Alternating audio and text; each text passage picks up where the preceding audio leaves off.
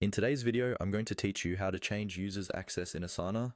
Before we begin, make sure you're already logged in to your Asana account and that you have the right permissions to manage users, typically as an admin. If you don't have admin access, you won't be able to follow these steps exactly as I described them. Let's start from your Asana home screen. Look towards the lower left corner of the screen. There, you'll see your profile icon. This might be your initials, a photo, or a simple avatar, depending on how your account is set up. Go ahead and click on that profile icon. This opens a small menu that gives you access to your account settings and admin tools. From the menu that appears after clicking your profile icon, look for the option labeled Admin Console. This is where you can manage your organization or workspace settings, including users, security, and billing. Click on Admin Console to continue. It may take a moment to load, especially if your organization has many members, so just wait until the admin panel fully opens.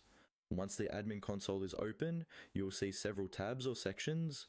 Find the one that says Users and click on it. The Users section is where you can see everyone who has access to your organization in Asana, along with their roles, email addresses, and current status. This is the central place for managing who can do what within your Asana environment. When you're in the Users tab, locate the specific person whose access you want to review or adjust.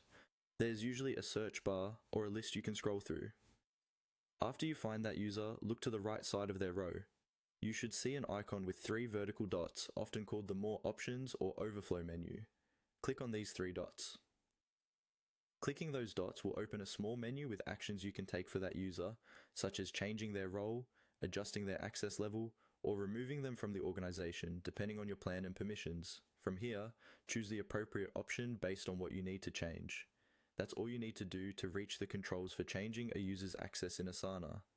By following these steps, you'll always know where to go to manage who can access your workspace and how they can interact with your projects.